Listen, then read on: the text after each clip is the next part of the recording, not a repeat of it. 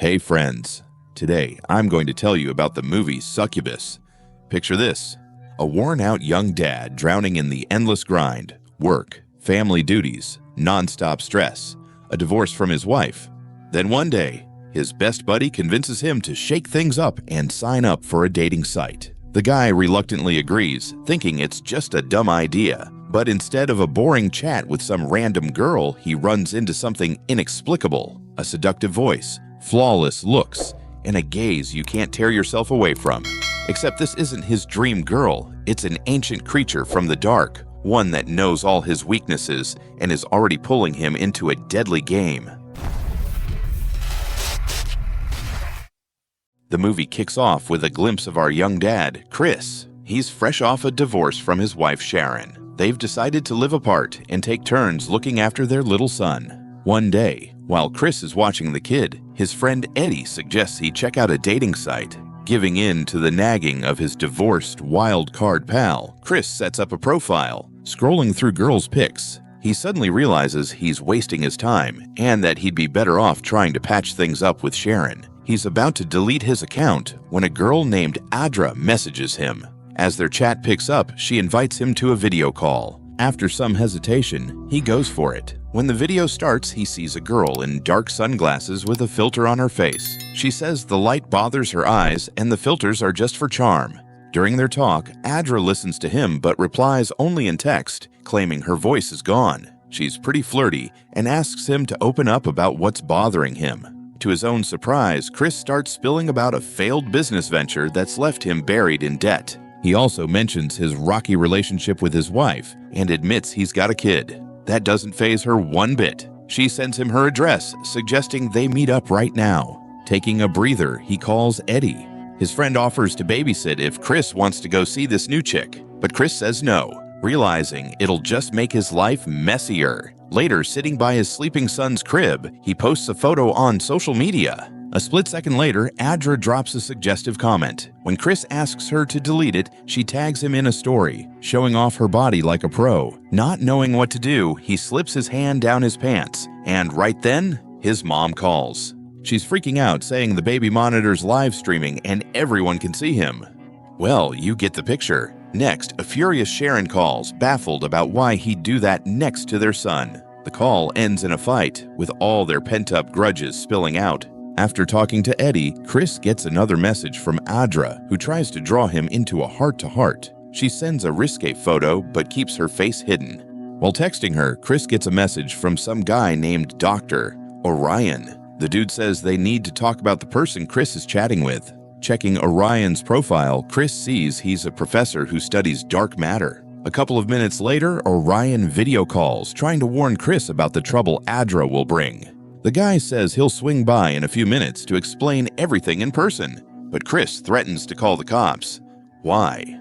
Because mid-chat, he Googled the professor and found an article accusing him of harassing a student. Thinking Adra might be that student, Chris blocks Orion. A couple of minutes later, Adra calls him, and when he mentions the professor's name, she flips out. She begs Chris to come over and protect her. Right then, Orion sends some videos, claiming they show an entity trying to possess someone's body. Clueless about what's going on, Chris reconnects with Adra. This time, she shows her slightly red eyes and starts seducing him through the camera. Her charm's so strong, Chris can practically feel her touch. He's swept up to the peak of ecstasy, and when he opens his eyes, he's lying in some red room.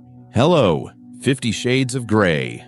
Getting off the bed, he opens the door, only to face a solid wall.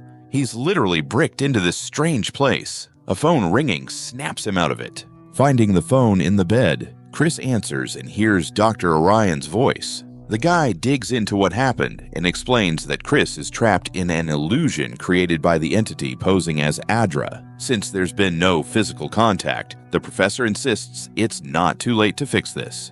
He tells Chris to focus on where he was during their last chat, because that's where he really is. Mustering all his willpower, Chris starts seeing his desk and laptop screen through the wall. Then he spots an incoming call from Eddie, and, with a Herculean effort, answers it.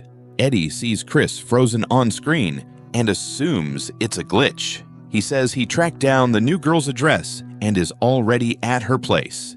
In his mind, Chris screams at Eddie to get the hell out, But of course, Eddie doesn't hear him. He says he's going to take his shot. Hanging up, Eddie steps into the house. Wandering through dark rooms, he spots a girl's silhouette on a bed, horns sprouting from her head. She lures him with her voice, saying she knows everything, weighing on his soul. Spellbound, Eddie agrees to whatever she says, and when Adra suggests they hook up, he loses his mind completely. Tossing the blanket aside, he gushes about what he sees, though in reality, it's a shapeless, slime-covered thing. Chris watches it all, staring at the ceiling. He screams in helpless rage as the creature tears Eddie apart and smears itself with his blood. Catching Adra's predatory glare, Chris gathers every ounce of strength and tries to cross the chasm opening in the wall. He takes a running leap to get back to his living room, but it doesn't work. Dr. Orion walks into the house and finds Chris in a trance. First, he calms the crying kid, then checks on Chris. Looking him over, he says it's too late. This has to end. The professor puts a gun in Chris's hand and is about to pull the trigger when Sharon walks in. Orion ducks into the shadows as she heads to their son's room. Back in the living room, she sees her frozen husband. She calls an ambulance, but then Orion steps out of the dark. He points the gun at her and orders her to hang up. A moment later, he hears Adra's enticing voice. Distracted, he drops the gun and Sharon snatches it up. To show she means business, she fires a shot, forcing Orion to bolt from the house. Once the coast is clear, she rushes to Chris, and he snaps out of it a second later. For the next few days, the couple basks in their reunion. One night, mid-passion, Chris suddenly plunges into another reality, facing Adra again. Knowing she's pure evil, he grabs a knife and slices open his stomach right in front of Sharon, then chops off his Smurf penis. She calls an ambulance ASAP, but they can't figure out why he's slipped into a coma. Months later, Chris's mom visits her son, who's basically a vegetable now. Sharon and her friend Charlize break some wild news. Sharon's pregnant again. That bombshell makes a tear roll down Chris's lifeless face. Though deep down, his mind's still awake, and he knows Adra's found a way to break free. And that's where the nightmare of Succubus wraps up, at least for us. Thanks for watching. Don't forget to like, subscribe, and catch you next time. Oh, and maybe steer clear of sketchy dating sites.